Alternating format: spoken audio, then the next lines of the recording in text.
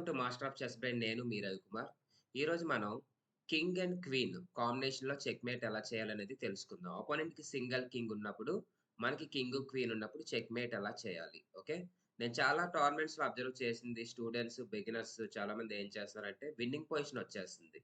Winnowing position వచ్చిన తర్వాత కూడా కింగ్ అండ్ క్వీన్‌తో చెక్‌మేట్ చేయడం అనేది అంత ఈజీగా వాళ్ళు చేయటం లేదు. ఓకే. చాలా కష్టపడుతున్నారు. సో, ఈ ప్రాసెస్ అనేది ఒకసారి చూడండి. ఈ వీడియోలో నేను చాలా క్లియర్‌గా, ఈజీగా చెక్‌మేట్ చేయడం ఎలాగనేది చెప్తాను. ఈ వీడియో మీరు ఫస్ట్ నుంచి లాస్ట్ వరకు చూసినట్లయితే కింగ్ అండ్ క్వీన్ కాంబినేషన్‌లో చెక్‌మేట్ ఎలా చేయాలనేది చాలా ఈజీగా నేర్చుకోవచ్చు. ఓకే. చూడండి. ఈ పొజిషన్‌లో అపోనెంట్ కింగ్ అనేది బోర్డర్ ఆఫ్ ద చెస్ బోర్డ్‌లో ఉంది. So, border of the chess బోర్డ్‌లో ఉన్నప్పుడు మనం కింగ్‌ని బోర్డర్‌లో బ్లాక్ చేస్తే ఈజీగా మనం చెక్‌మేట్ చేయొచ్చు. అంటే బ్యాక్ ర్యాంక్ చెక్‌మేట్ చేసే ఛాన్స్ అనేది ఉంటుంది. So, move your queen to 7థ్ ర్యాంక్. క్వీన్ అనేది 7థ్ ర్యాంక్‌లో అటాక్ చేస్తుంది. కింగ్ అనేది బోర్డర్ ఆఫ్ ద చెస్ బోర్డ్‌లో బ్లాక్ అయిపోయింది. సో, ఒకసారి మనం కింగ్‌ని బోర్డర్ ఆఫ్ ద చెస్ బోర్డ్‌లో బ్లాక్ చేసిన తర్వాత ఇంక మళ్ళీ మనం క్వీన్ మూవ్ చేయాల్సిన అవసరం లేదు. ఓకే. మన కింగ్‌ని అపోనెంట్ కింగ్ సైడ్ మూవ్ చేస్తే కింగ్ అండ్ క్వీన్ కాంబినేషన్‌లో మనం చెక్‌మేట్ చేయొచ్చు. So, king only move G8 ఎందుకంటే ఇక్కడ క్వీన్ అటాక్ చేస్తుంది. 7థ్ ర్యాంక్‌లో కూడా క్వీన్ అటాక్ చేస్తుంది. Only move king G8. So, చాలామంది ఈ పొజిషన్‌లో ఏం చేస్తారంటే క్వీన్ మూవ్ చేసేస్తుంటారు. సో, క్వీన్ మూవ్ చేయకండి. సపోజ్ క్వీన్ మూవ్ చేశారనుకోండి. ఓన్లీ మూవ్ కింగ్ H8 మళ్ళీ క్వీన్ మూవ్ చేస్తారు. అంటే స్టేల్‌మేట్ అయిపోతుంది. చూడండి ఈ పొజిషన్‌లోని క్వీన్ స్క్వేర్స్‌ని కంట్రోల్ చేస్తుంది. And no squares to king. This is called stalemate. So, అందుకని ఒకసారి కింగ్‌ని బోర్డర్ ఆఫ్ ద చెస్ బోర్డ్‌లో బ్లాక్ చేసిన తర్వాత మళ్ళీ మీరు క్వీన్ మూవ్ చేయాల్సిన అవసరం లేదు. Move your king towards opponent black king. Okay. So, king to F2, king H8, king F3, king G8, king F4, king F8, king F5, king G8. చూడండి ఈ పొజిషన్‌లోని కింగ్ E6 మూవ్ చేసినట్లయితే only 2 స్క్వేర్స్‌నే control చేస్తుంది 7థ్ ర్యాంక్‌లో. So, అందుకని మనం కింగ్‌ని F6 move చేసుకోవచ్చు లేదా G6 move చేసుకోవచ్చు. అలా చేస్తున్నట్లయితే ఈ 3 స్క్వేర్స్‌ని మనం కంట్రోల్ చేస్తాం. అప్పుడు కింగ్ అనేది క్వీన్ కాంబినేషన్‌తో చెక్‌మేట్ అనేది ఈజీగా అయిపోతుంది. సో, మూవ్ చేయండి కింగ్ టు F6. ఈ కింగ్ చూడండి టోటల్‌గా 5 స్క్వేర్స్‌ని కంట్రోల్ చేస్తుంది. So, any move king H8 ఆడితే క్వీన్ G7 చెక్‌మేట్. సో, అలా కాకుండా కింగ్ F8 మూవ్ చేస్తే క్వీన్ F7 చెక్‌మేట్. లేదంటే క్వీన్ D8 చెక్‌మేట్. లేదంటే క్వీన్ C8 చెక్‌మేట్. ఓకే. చాలా easy method. Okay. Next position చూద్దాం. ప్రీవియస్ పొజిషన్‌లో కింగ్ అనేది F8లో ఉంది. కానీ కింగ్ అనేది ఇప్పుడు E8లో ఉంది. సో, క్వీన్ అనేది మీరు D7 స్క్వేర్‌కి మూవ్ చేసినట్లయితే కింగ్ టేక్స్ క్వీన్ అయిపోతుంది. సో, ఆ స్క్వేర్‌కి మూవ్ చేయకండి. సో, ఇప్పుడు ఏం చేయాలనేసంటే 7థ్ ర్యాంక్‌లో కంట్రోలింగ్ చేయలేనప్పుడు మనం 6థ్ ర్యాంక్‌ని కంట్రోల్ చేయండి. So, move your queen to 6థ్ ర్యాంక్. సో, ఇప్పుడు కింగ్ అనేది 7థ్ ర్యాంక్‌లో మూవ్ అయ్యే ఛాన్స్ ఉంది. అలాగే 8థ్ ర్యాంక్‌లో మూవ్ అయ్యే ఛాన్స్ ఉంది. అంటే సింగిల్ కింగ్‌ని స్మాల్ బాక్స్‌లో ట్రాప్ చేయండి. కింగ్‌ని మనం స్మాల్ బాక్స్‌లో ట్రాప్ చేస్తున్నప్పుడు విత్ కాంబినేషన్ కింగ్ అండ్ క్వీన్‌తో ఈజీగా చెక్‌మేట్ చేయగలం. అంతేగాని కింగ్‌ని స్మాల్ బాక్స్‌లో కాకుండా బిగ్ బాక్స్‌లో గాని మనం బ్లాక్ చేసినట్లయితే కంట్రోల్ చేయడం చాలా కష్టమవుతుంది. Okay. Control each and every file, control each and every rank అన్నమాట. ఫైనల్‌గా కింగ్‌ని బోర్డర్ ఆఫ్ ద చెస్ బోర్డ్‌లో మనం బ్లాక్ చేయాలి. చూడండి ఈ పొజిషన్‌లో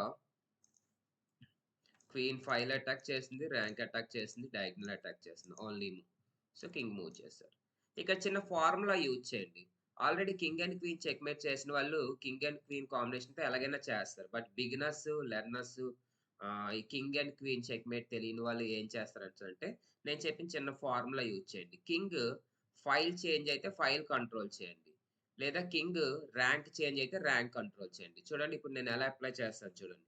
కింగ్ 8థ్ ర్యాంక్ నుంచి 7థ్ ర్యాంక్‌కి మూవ్ అయింది. సో, ర్యాంక్ చేంజ్ అయితే ర్యాంక్ అటాక్ చేయాలి కదా! సో, కింగ్ 7థ్ ర్యాంక్‌లో ఉంటే మనం 6థ్ ర్యాంక్‌ని అటాక్ చేయాలి. క్వీన్ ఆల్రెడీ 6థ్ ర్యాంక్‌ని కంట్రోల్ చేస్తుంది. సో, ర్యాంక్ వదిలేయండి. ఇప్పుడు ఫైల్ చూడండి. కింగ్ మనకి E8 స్క్వేర్ నుంచి F7 స్క్వేర్‌కి వచ్చింది. అంటే కింగ్ ఈ ఫైల్ నుంచి ఎఫ్ ఫైల్‌కి చేంజ్ అయింది. అంటే ఫైల్ చేంజ్ అయింది. ఫైల్ చేంజ్ అయితే ఏం చేయాలి? ఫైల్ అటాక్ చేయాలి. సో, కింగ్ F5లో ఉన్నప్పుడు మనం ఈ ఫైల్‌ని కంట్రోల్ చేయాలి. ఓకే. ఈ 2 స్క్వేర్‌లో కూడా కింగ్ కంట్రోల్ చేస్తుంది కాబట్టి move your queen to E5. Okay. చూడండి అగైన్ ఈ 2 స్క్వేర్స్ అనేది border of the chess board. ఇక్కడికి వెళ్ళదు. వెళ్తే కింగ్ బ్లాక్ అయిపోతుంది. So only move king G6. So king G6 move చేస్తుంది.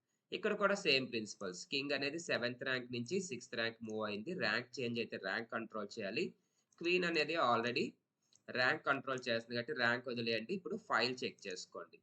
కింగ్ అనేది ఎఫ్ ఫైల్ నుంచి అంటే F7 నుంచి G6కి వచ్చింది. అంటే ఎఫ్ ఫైల్ నుంచి G ఫైల్కి మూవ్ అయింది. సో ఫైల్ చేంజ్ అయింది కాబట్టి ఫైల్ కంట్రోల్ చేయండి. సో ఈ పొజిషన్‌లో ఈ 2 స్క్వేర్స్ క్వీన్ మూవ్ చేసే 2 స్క్వేర్స్ కూడా కింగ్ అనేది కంట్రోల్ చేస్తుంది. సో అందుకని move your queen to F4. Okay. Next చూడండి క్వీన్ ఫైల్ అటాక్ చేసింది, ర్యాంక్ అటాక్ చేసింది, డయాగ్నల్ అటాక్ చేసింది. అలాగే ఈ 2 స్క్వేర్స్ కూడా border of the chess board. Suppose border of the chess బోర్డ్‌కి వెళ్ళిపోతే మనం ఈజీగా బ్లాక్ చేస్తాము. ప్రాబ్లమ్ నెంబర్ 1 లాగా కింగ్‌ని మూవ్ చేసి కింగ్ అండ్ క్వీన్ కాంబినేషన్‌లో చెక్‌మేట్ చేస్తాం. సో అందుకని కింగ్ ఎప్పుడు కూడా బార్డర్‌కి మూవ్ చేయడానికి ఒప్పుకోరు. రైట్? సో అందుకని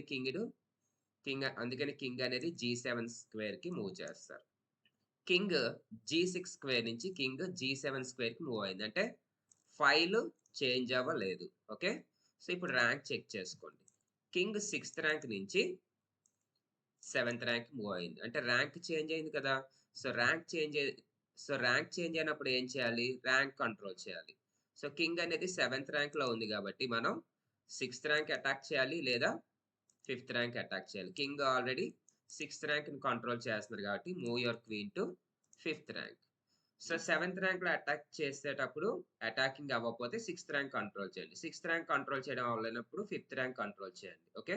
సో మళ్ళీ ఇక్కడ చూడండి queen file rank diagonal attack చేసింది. ఇప్పుడు కింగ్ ఏ స్క్వేర్‌కి మూవ్ చేసినా సరే border of the chess board అయిపోతుంది. సో ఇక్కడ చాలా ఇంపార్టెంట్ పాయింట్ ఏంటంటే కింగ్ H6కి మూవ్ చేశారనుకోండి. క్వీన్ G4 ఆడండి.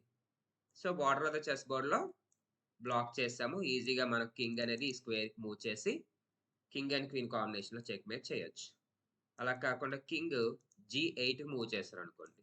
సో క్వీన్ అనేది 7th ర్యాంక్ మూవ్ చేయండి. 7th ర్యాంక్ అటాక్ చేసిన తర్వాత king border of the chess బోర్డ్‌లో బ్లాక్ అయిపోతుంది. Then move your king to G6 or F6. So position number 1 ఉంది కదా! పొజిషన్ నెంబర్ 1లా చెక్‌మేట్ చేసుకోవచ్చు. సో ఇప్పుడు కింగ్ H8 మూవ్ చేస్తే ఇది చాలా ఇంపార్టెంట్ పొజిషన్. ఈ పొజిషన్‌లో చాలామంది బార్డర్‌లో బ్లాక్ చేస్తున్నామని చెప్పేసి క్వీన్ F7 మూవ్ చేస్తారు. లేదా క్వీన్ G6 మూవ్ చేస్తారు. సో ఈ పొజిషన్‌లో ఏమవుతుంది చూడండి క్వీన్ G6 మూవ్ చేసినప్పుడు no squares to king and no check and no pieces. This is called stalemate. Draw అయిపోతుంది. ఓకే. చాలా జాగ్రత్తగా ఉండాలి. అలాగే క్వీన్ F7 మూవ్ చేశారనుకోండి. G8, G7, H7 కంట్రోల్ చేస్తుంది. No squares to king and no check and no pieces. కింగ్‌ని మీరు border of the chess బోర్డ్‌లో బ్లాక్ చేస్తున్నప్పుడు మినిమమ్ 2 స్క్వేర్స్ అనేది అపోనెంట్ కింగ్‌కి ఇవ్వాలి. ఎందుకంటే స్టేల్‌మేట్‌ని అవాయిడ్ చేయడానికి.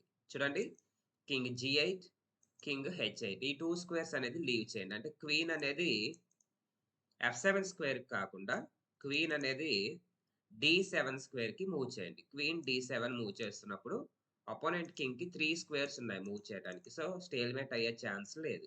ఇప్పుడు మీ కింగ్ అనేది F6 స్క్వేర్ తీసుకొచ్చి ఈజీగా చెక్‌మేట్ చేయొచ్చు. లేదు అనేసంటే ఈ పొజిషన్‌లో కింగ్‌ని H5లో బ్లాక్ చేయాలనుకోండి. సో మినిమమ్ 2 స్క్వేర్స్ అనేది లీవ్ చేయాలి కాబట్టి క్వీన్ G5 స్క్వేర్ గాని, G4 స్క్వేర్ గాని మూవ్ చేయాలి. క్వీన్ G5 స్క్వేర్ మూవ్ చేస్తున్నప్పుడు కింగ్‌కి H7, H8 2 స్క్వేర్స్ ఉంటాయి. అదే క్వీన్ G4 స్క్వేర్‌కి మూవ్ చేసామనుకోండి. ఇప్పుడు కింగ్‌కి 3 స్క్వేర్స్ ఉంటుంది. ఓకే. సో ఇలా బ్లాక్ చేసిన తర్వాత కింగ్‌ని బార్డర్ ఆఫ్ ద చెస్ బోర్డ్‌లోకి తీసుకొచ్చినట్లయితే మన కింగ్ సపోర్ట్‌తో క్వీన్‌తో చెక్‌మేట్ చేయొచ్చు. సో నేనేం చేస్తున్నాను అంటే క్వీన్ D7 మూవ్ చేస్తున్నాను. సో క్వీన్ D7 మూవ్ చేసినప్పుడు క్వీన్ అనేది బార్డర్ ఆఫ్ ద చెస్ బోర్డ్‌లో బ్లాక్ చేస్తుంది. కింగ్‌కి 3 స్క్వేర్స్ ఉన్నాయి కాబట్టి స్టేల్‌మేట్ అనేది ఛాన్స్ లేదు. King G8, king F2, king F8, king F3, king G8, king F4, king H8, king F5, king G8, king F6. So any move దాటితే checkmate. Okay.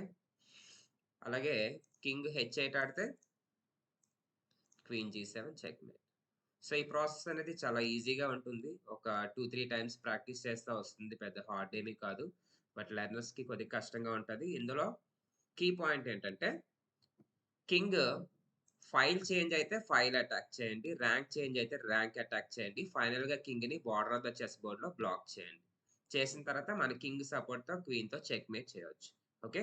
ఈ king and queen checkmate అనేది మీకు నచ్చినట్లయితే like చేయండి, subscribe చేయండి. అలాగే మీ ఫ్రెండ్స్‌కి share చేయండి. ఓకే. జై హింద్, జై భారత్.